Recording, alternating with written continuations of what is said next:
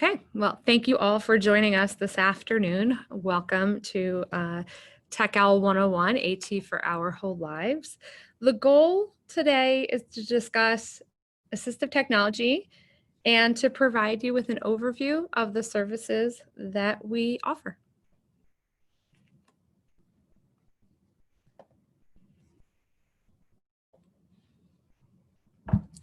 So the presenters for today is myself. My name is Thomas D'Agostino.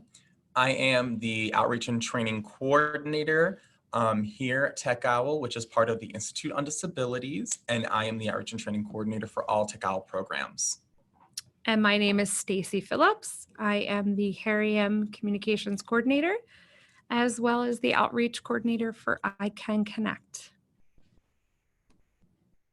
So to give a little history about TechOWL, TechOWL stands for Technology for Our Whole Lives. We recently rebranded about a year or two ago to TechOWL. We are formerly known as PIAT, Pennsylvania Initiative on Assistive Technology. Many people still recognize that name, but we did have a shift to TechOWL. However, we respond to any name, really. We are a program housed at Temple University through the Institute on Disabilities. TechOWL is the Pennsylvania Assistive Technology Act program, which I will speak more to toward the end of the presentation. We are tasked with implementing all assistive technology programs to Pennsylvanians who have disabilities. So this is all Pennsylvania that we handle, not just the region around Temple. So we are all throughout the state. So when we think about assistive technology, it's really comprised of two components: the devices themselves and the services that correspond with those devices. The devices can be any item. It can be off the shelf. It can be something that is specifically modified and customized for that individual. And the assistive technology device can improve the function or capacity for that individual with disabilities. Whereas the services are really any thing that directly relates to that device to assist that person or their family or their team. People providing those services would be, for example, a speech and language pathologist, or a physical therapist, or occupational therapist. So really, assistive technology is comprised of both of those, devices and services. So when we speak about assistive technology, specifically the devices, we like to talk about them as if they were on a continuum. So first part of the continuum is no tech. No tech assistive technology. My anecdote is if you can buy it at the dollar store and it's not battery operated, it's no tech. Simple modifications, inexpensive, ready to use, and affordable. The next step on the continuum is low or light tech. These are a bit less sophisticated, possibly need a little battery power. They are not, I guess they are considered modified stuff. So, but they are readily available and they are affordable. Next is mid-tech. These are a little bit more costly. You can't find this at the dollar store. They require a little bit of training and could be a bit more complex than something that would be no tech or low tech. And then finally, we have high tech. And I think this is probably the easiest to explain because everyone considers high tech assistive tech before they think of the lower tech. But high tech is highly advanced, most likely expensive, and will require some more ongoing training and support to learn how to use that device. Typically, high-tech devices are electronic devices or they're digital devices, and like I said before, they're quite expensive. So talking about more no-tech solutions, right here we have, on the left we have some Sharpie highlighters, and on the right some pencil grips. These are, like I said, you can buy them at the dollar store, simple, but they're helpful. Another no-tech solution that I like to share during these types of presentations is before I purchased a lumbar support chair lumbar support for my chair, I just rolled up a sweater and put it in the curve of my back. And that was my solution before I purchased one. So super no tech, kind of DIY, but again, incredibly helpful. Okay, moving on the continuum to low-tech tools or light tech, some people like to refer to them. These are some items that are commonly seen in classrooms. So in schools, you'll see students, for example, with various needs and various areas of needs may use some of the items that are shown here. For example, the slant board, which can be used for somebody who maybe has a vision difficulty and it's just bringing the paper or information closer to their eyes. This will also help with wrist support for someone who might have some fine motor challenges. We've got reading guides and bright line paper here, and common tools that you might find being used with an occupational therapist recommending these. They're inexpensive and can usually be found online. Some of the communication boards, for example, here can be easily made. This is a great tool in case someone who does use augmentative and alternative communication, or AAC, if they have a device that's not working, or in case of an emergency. This is an easy communication board that someone can create on our website, aacommunity.net. You can actually find samples of communication boards as well as those images to customize for an individual. And this can be used for not only children in school setting, but across the lifespan. So now we're moving on to mid-tech. Like we said before, these are more electronic, battery operated, but something that I've noticed with many mid-tech devices is that they are more single-use functionality. So we have some assistive or adaptive toys. So on the lower left-hand side of the screen, you see that there's a toy that is adapted with a switch, and it has a switch interface to make a toy into a switch adapted toy. We also see on the upper left, it is a talking switch. So switches are a bit mid-tech, especially when they are used to adapt a toy or they are used for a communication device. And on the lower right, we have a GoTalk 20. This is another form of a communication device like we saw in the light tech, except this actually speaks out the words. There is, you can record phrases or words and it speaks them. So this again is more mid-tech. This requires a little bit of training, but again, they are rather intuitive, they're more intuitive than the higher tech solutions that are in the market. Okay, and moving right along to our high-tech tools. I think when most people think of assistive technology, this is kind of where the mind goes immediately. We hear AT and we think, oh, it must be expensive. It must be really complicated. And a lot of times individuals will think AAC devices are the same as assistive technology. So these are just some examples of high-tech tools. What makes them high-tech is that they are going to be on that higher spectrum as far as cost is concerned. They're going to be items that are really specific to the person's need and their area of need, as well as being customizable.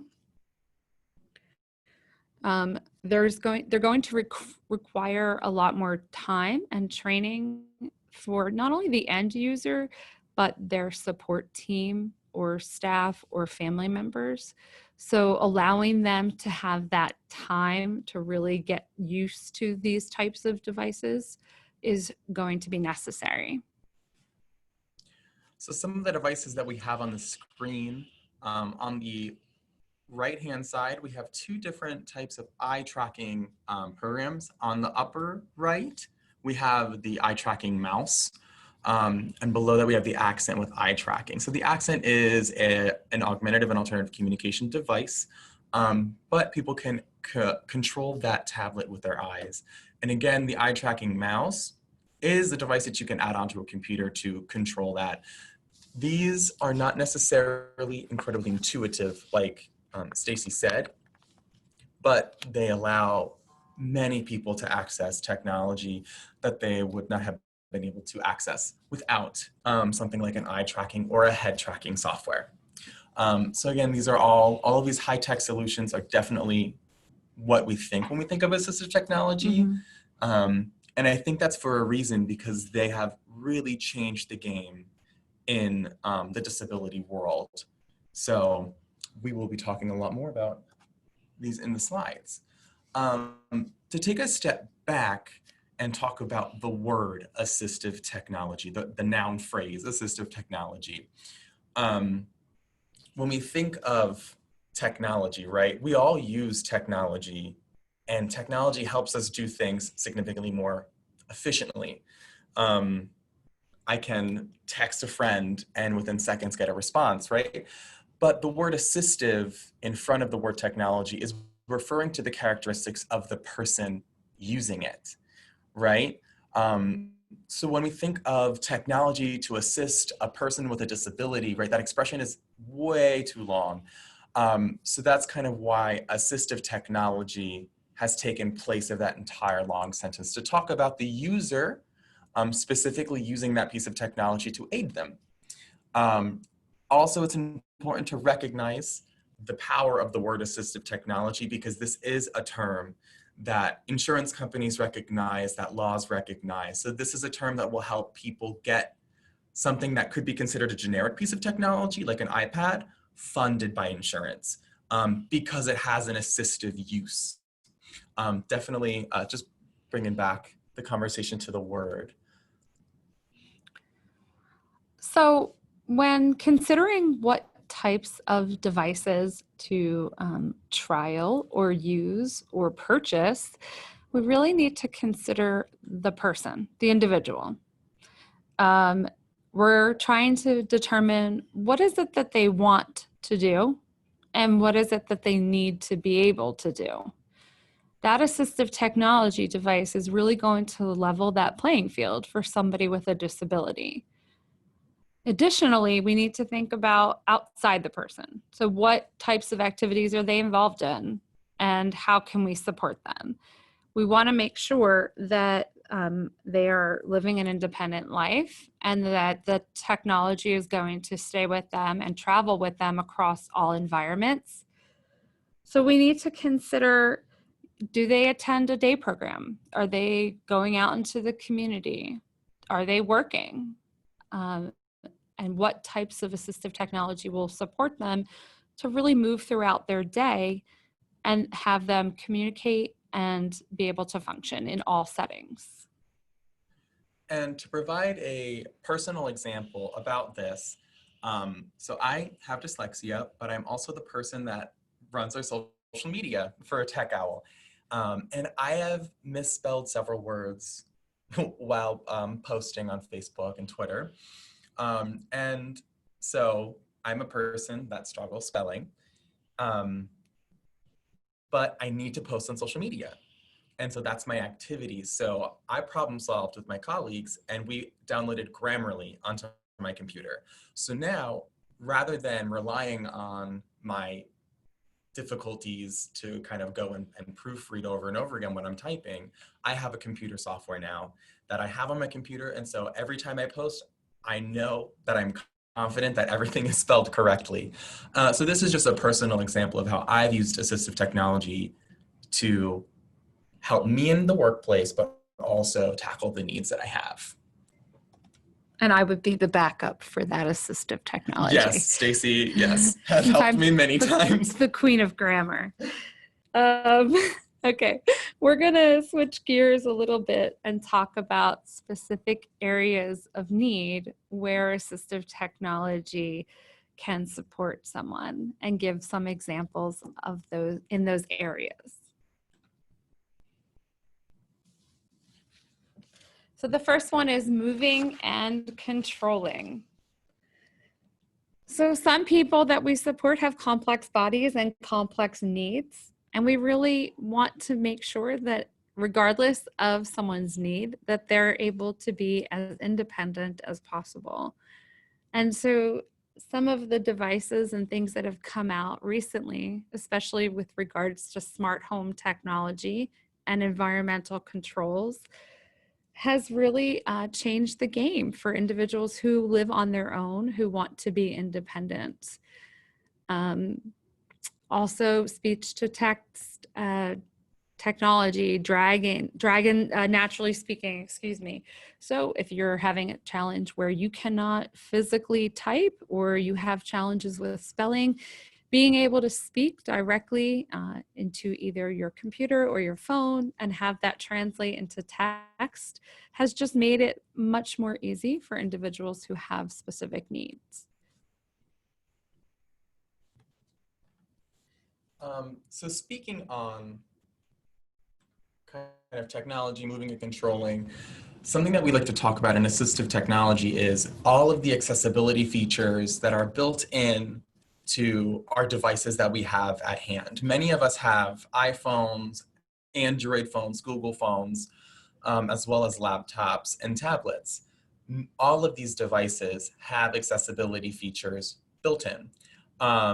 For example, I have on here a magnifier as a zoom, right? So on my iPhone, I have an iPhone 8. I have enabled my accessibility feature to allow me to press the side button 3 times, and then the camera pops up magnified. There are many digital magnifiers on the market, but the fact that in my pocket, I have my iPhone that I can make into a magnifier makes that access so much easier. And I also am a big fan of the magnifier on my iPhone as well. My husband and I are in our 40s, and we go out to dinner often. The menus, the font is getting smaller, and the lighting in the restaurants is getting dimmer.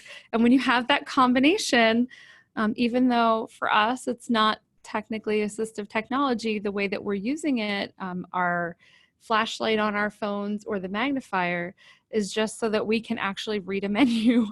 And I think a lot of people can relate to that, you know, as we're aging and our vision is not as sharp as it was in our 20s. You know, it's just another built-in accessibility feature that can support all people. Exactly.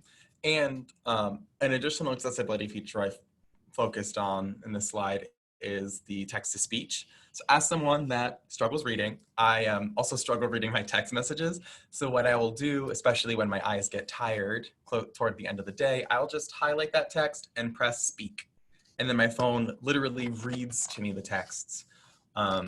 So this also works for people who are blind and have low vision, where they can have all of the content on their phone read to them as well.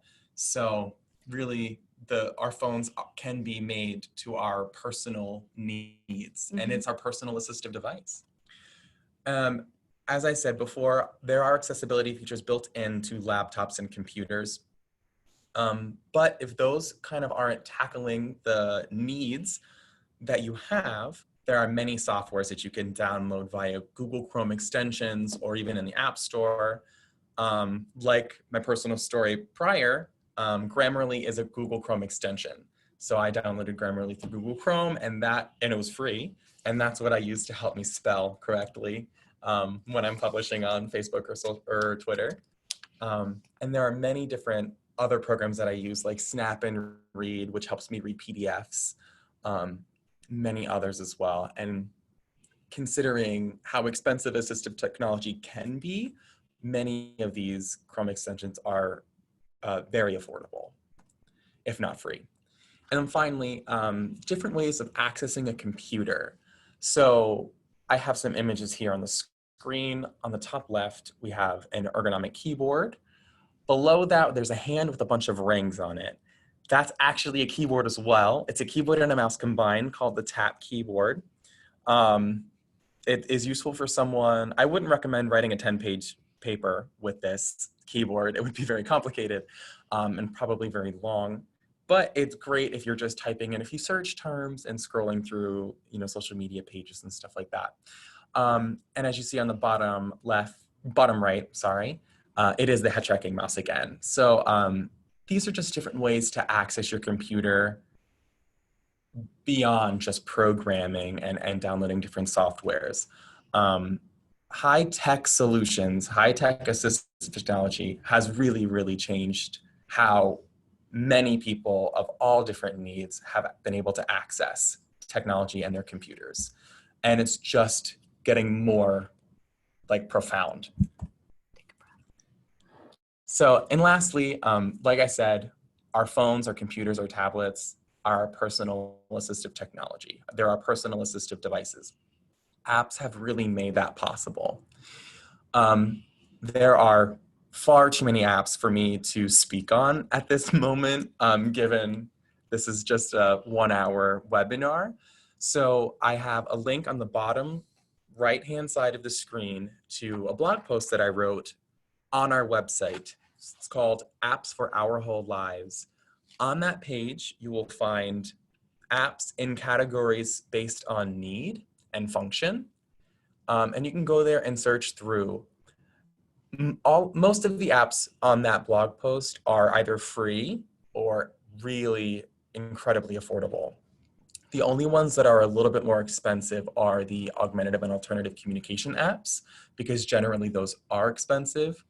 But when you consider a $150 app like Touch Chat HD versus a $6,000 to $8,000 Tobii Dynavox, it is relatively cheap for the app. So I highly encourage you guys to check out Apps for Our Whole Lives.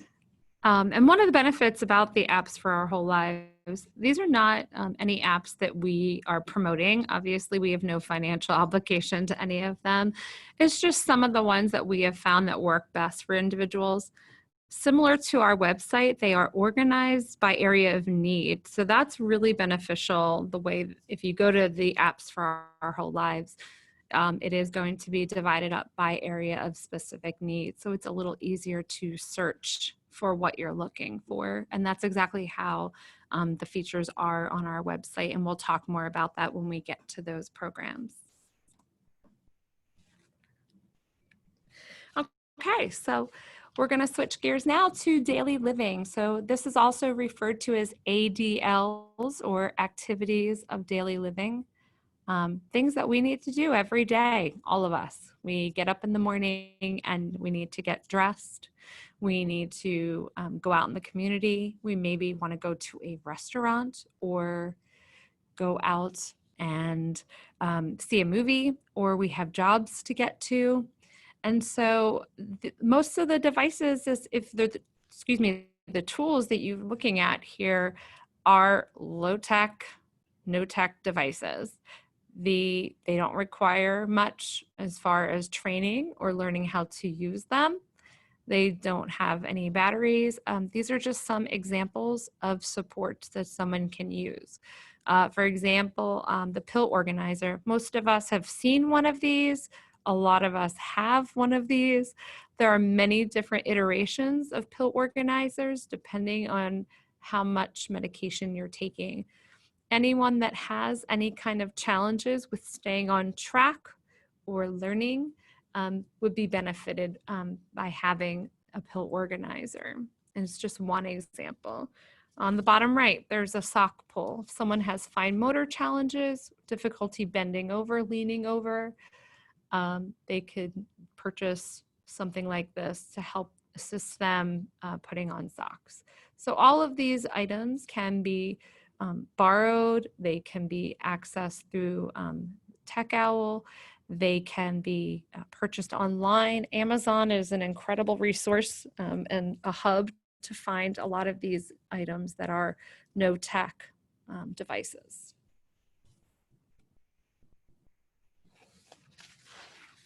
Hearing and seeing. These are two categories that I think and talk about pretty often. due to my work here at the Institute on Disabilities on the TechOWL team. So under hearing, another word or concept you might hear is hearing assistive technology or HATS, and that's any AT to support someone with hearing loss or who is deaf. Listed here are a couple of different apps, so AVA being one of those apps which transcribes real-time conversation. CART is something that can be accessed through an interpreting agency or a specialized agency, and should be provided for large meetings if someone needs an accommodation. But there's a lot of different personal listening systems and devices out there that would be considered low tech or mid tech to access hearing assistive technology. I had someone in here last week to do a device demonstration. She hears fine over the phone with her hearing aids, but at work, she works at a CVS pharmacy, and she has difficulty hearing customers when they are talking to her across the counter. You know, a lot of times people mumble, things like that. And so I was able to recommend an personal FM system where she could wear it around her neck. It has a microphone, a directional microphone, and that little bit of help, all it requires is 2 AA batteries, and they're fairly inexpensive, was able to just kind of support her in that need. It didn't require anything high tech. It didn't require lengthy training, etc. Seeing, Tom, do you want to talk about JAWS? Yeah. So speaking on computer programs, JAWS is a computer software that is a screen reader. So it reads everything on the screen for a person. And typically a person who is blind or has low vision will use something like JAWS to navigate a computer. In addition to JAWS, there is another program called ZoomText Fusion, which is combining 2 different computer programs, JAWS and ZoomText. ZoomText is a screen magnifier to assist a person who has low vision to navigate the computer. So it's interesting that they have this kind of fusion between the two, because a lot of people, at TechOWL like to encourage people to use their vision and their functional vision, but also have that assistance of the screen reader as well. So this software allows people to use their functional vision and hear to reinforce the information that they're taking in when they're navigating their computer. 2 very, very important programs that we like to encourage people to use at TechOWL. Cool. All right. Thinking and feeling. So as far as thinking, these are different suggestions of tools and things that help people to stay organized, to stay on time, to support them with reminders throughout their day. The Revibe Focus Watch, which is the first thing listed, actually allows people to set up to 13 different alarms throughout their day. It looks like a regular wristwatch, but it has a vibrating feature that allows you to set reminders. So if you're one of those people that wear many hats and you're multitasking throughout your day and you need some additional support to help you stay on track and stay focused, this is just one example. Or if an individual has short-term memory loss and or traumatic brain injury, and they're really having challenges moving through their day, going from step to the next step, this is something that will break down tasks for them. Now, of course, you don't need a reminder watch to do that. There's a lot of other different apps and checklists. I personally have a lot of Post-it notes around my desk, and I like to make checklists throughout my day, but everyone has their different preference. And the awesome thing about AT is that there seems to be something for everyone. And that's why exploring different options is really important. Feeling. So this is going to be for people who have various sensory input overload or if they have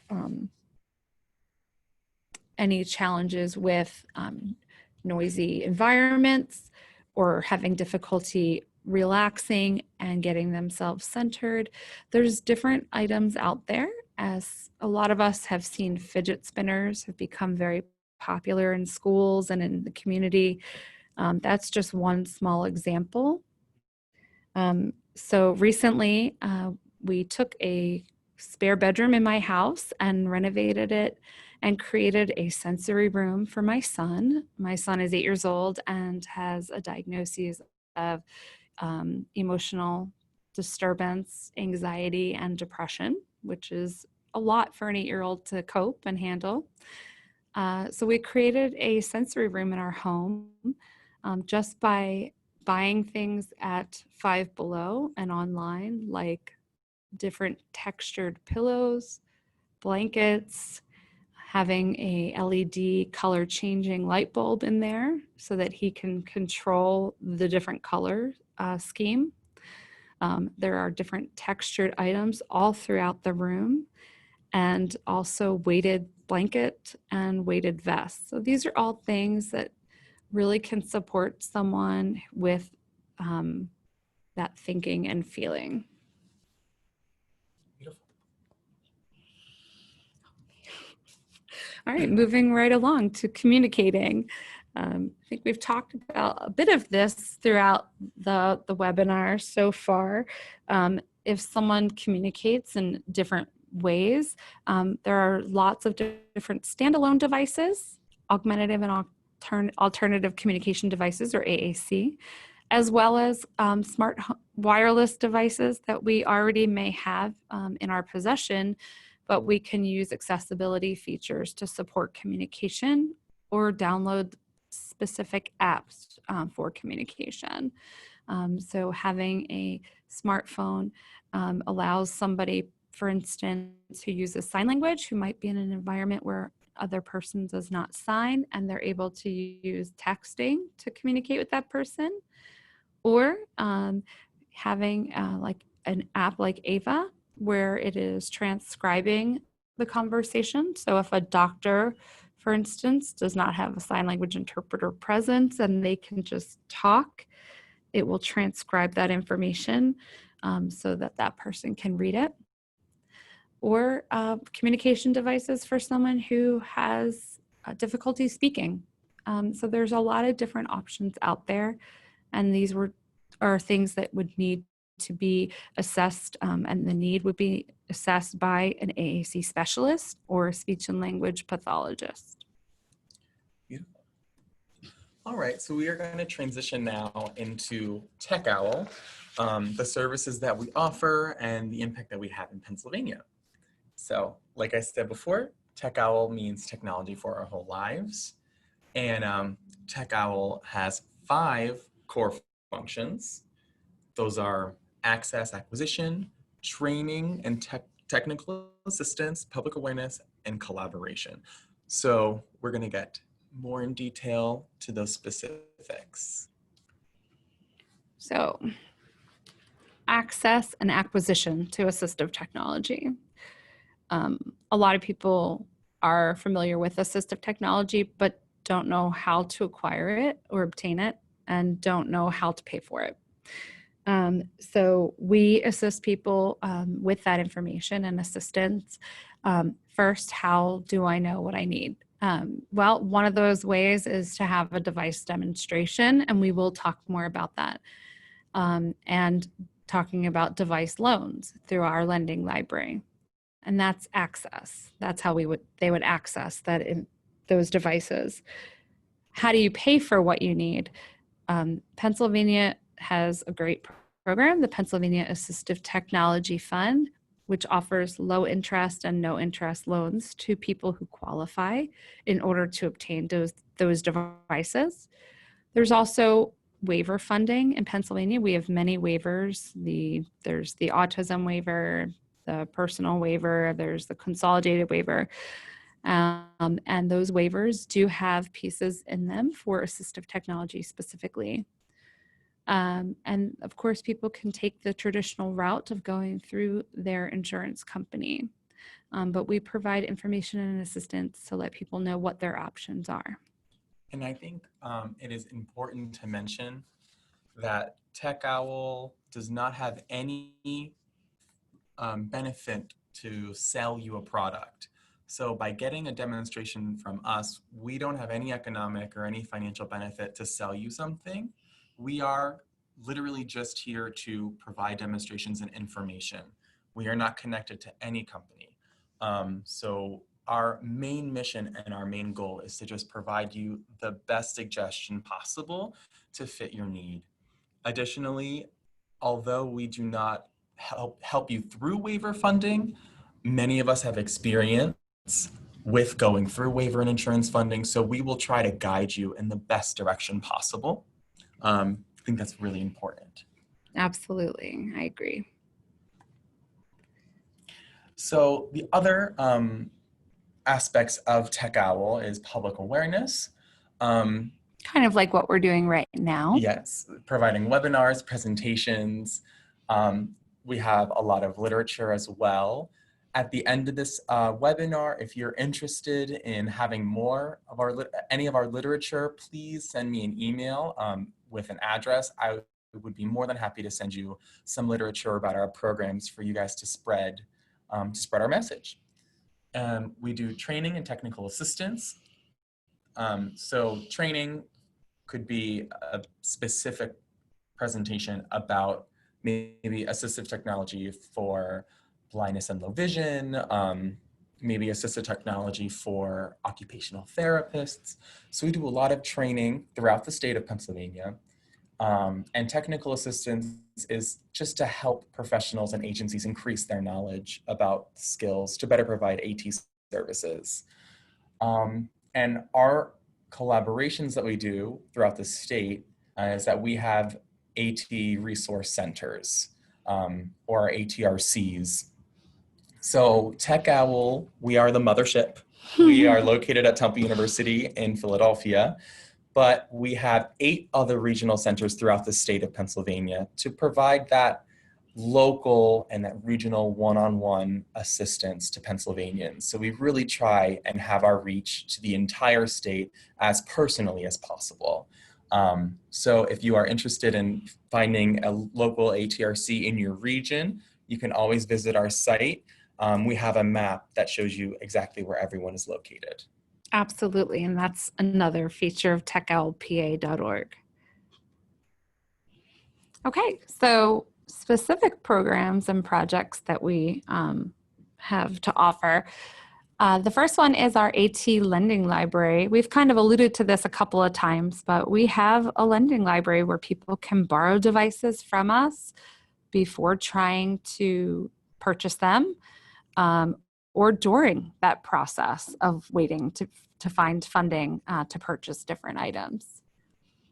We have our National Deaf-Blind Equipment Distribution Program, or I Can Connect PA as we call it, and this is one of the programs that I work on.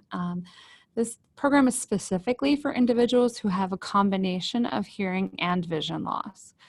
So even though it's called the Deaf-Blind program, someone does not have to be completely blind and completely deaf in order to benefit from this program. But it is eligibility based and income based. So more information about that can also be found on our website. If you want specifics and you want to ask some questions, I will be thrilled to talk to you. My information will be at the end of the webinar as well. Okay, moving on to emergency preparedness. This is just training and technical assistance that we provide for different agencies, people across the state, people that run day programs, etc. So what to do in the event of an emergency. Individuals with disabilities, of course, are at a more vulnerable state, and they need to be prepared, and families and support teams need to be prepared of what to do in the event of natural disaster or some sort of emergency situation. And so we provide a lot of information and support throughout that process. We also have AAC Community, AAC meaning Augmentative and Alternative Communication. This is a website, which is aaccommunity.net. It is an effort to unite all individuals concerning communication rights for Pennsylvanians. This meets really at the intersection of intellectual disability, autism, movement difficulties, as well as complex communication needs. We are lucky to have 3 speech and language pathologists at TechOWL. We do a lot regarding AAC and in Pennsylvania. In addition to keep with the theme of AAC, we have ACEs. ACEs is a 2-week training for people who use AAC devices in the transition age into adulthood. So these are persons who are above the age of 18 or older, and want to be involved in a program that empowers them, provides some knowledge about their devices, but also it's educational about just life and being an independent adult. And the great thing about ACEs for those who do qualify and decide to spend those 2 weeks is that they actually spend 2 weeks on campus here at Temple University, staying in one of the dorms, the newer dorms, the nicer dorms. And it's really a community, as it's called, like just like AAC community. The individuals that come end up forming really long-lasting relationships. There's a lot of guest speakers. There's a lot of information provided, and they have a lot of fun. And so this is a really great program for individuals who are 18 to 24. And our next round of ACEs is happening in July. We are currently accepting applications. So if you guys know any AAC users between the ages of 18 and 24 who would be interested in coming to Temple University, please reach out to either Stacy or myself, and we will get you connected to the right people here at TechOWL. And lastly, we have our 2 programs that really help get assistive technology into the hands of people. We have our reuse equipment exchange program. We have an online classifieds ad, but really what we do is we have multiple reuse partners throughout the state. People are able to bring old functional assistive technology to them that they don't need anymore, and we're able to rehome that technology. Or lightly used technology, and we look for people who need that technology. This has been a humongous help, and we really do have a very big reuse program here in Pennsylvania, and hopefully it just continues to grow. And our final program on the list is Create Together. This is our newest program and a program that I work on personally. This is Tom's baby. My little baby. And so currently we have a 3D library of assistive technology where we 3D print assistive tech and we ship it out to Pennsylvanians who request them. We also do work one-on-one. We connect makers and users to create personalized assistive technology. This program is growing, so we hope to grow even more and have more in our 3D library and grow to different types of materials, not just 3D printed materials. But that is in progress. So if you or someone you know is crafty and would be interested in helping make some of that light tech or adapted devices for someone in need, please reach out to Tom. We're always looking for more people to help us. Absolutely. All right, I'm going to talk a little bit about our free special phone program. You may have heard it referred to as TDDP. We have a lot of acronyms in our world, too many to think about. But our free special phone program is based on eligibility. There are some income requirements as well as verification of disability. This is a great program that we expanded in the last year to include wireless devices. So this used to just be our landline telephones for individuals with hearing or vision loss, primarily a lot of amplified phones and caption telephones, which now includes wireless devices, cellular smartphones, and tablets. And so we are able to get devices into the hands of individuals who would qualify, who have that hearing loss, that are now able to use the phone, stay in contact with their family and friends. As we know, most of us know, having a disability of any kind can be isolating, and especially with older Pennsylvanians, having that hearing loss and eventually hearing or vision loss can be very isolating. So having them get these phones and things that they can use so they can still be in touch with family, friends, medical professionals is of utmost importance to us. And lastly, we have the lending library. We wanted to put this last because this is probably our biggest program, and it is just so useful to Pennsylvanians. So our lending library is located right on our website. You have to request a library card number, and with that card number, you can request items through our online system. You are allowed to request up to 5 items at a time, and you can borrow them for 3 weeks at a time. And you can ask for an extension if you would like an extension. And that goes directly with our library coordinator. Everything is shipped directly to your door through UPS, and UPS comes and picks it back up after 3 weeks. And it is completely free. So you are using this, you are getting it shipped to you, and you are getting it picked up completely free. The motto of the lending library is try before you buy. Assistive technology is expensive. So really, as you can probably tell through all of our programs, what we are trying to do is we are trying to make the scary process of finding assistive technology a lot less scary. Funding technology, to using it, to trying it out, to demoing it, to getting an informed opinion. Really, we're trying to just make this as easy, as simple, and as quick as possible. And just more accessible to the user, right? So we just wanted to make sure that people are making informed choices. All right. Thank you all again so much for coming and listening to our presentation. Again, if you want to contact Stacy or myself for any reason, any of the aforementioned programs, our emails are on the screen. My email is Thomas, D as in dog, @temple.edu. And mine is my first name dot last name @temple.edu, and that's Stacy with no E. Perfect.